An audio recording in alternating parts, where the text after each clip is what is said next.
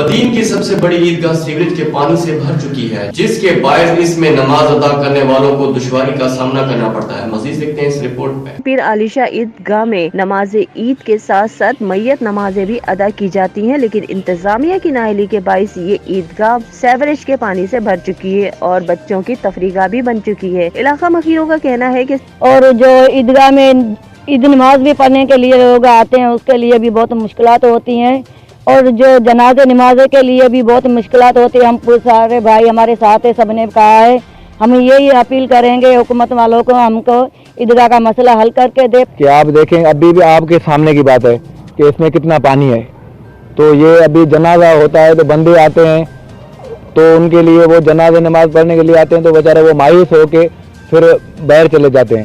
تو خدا را یار ایسے نہیں کرو، آپ یہ کوشش کرو کہ ہمارے کو یہ جو عیدگاہ ہے اس کا مسئلہ حل کر کے دے۔ باہر دیکھو، باہر جو ہے عیدگاہ سے باہر نکال کے دیکھو، وہ گٹر کا پانی جو ہے وہ سارے بدن کا جو گٹر کا پانی ادھر ہے۔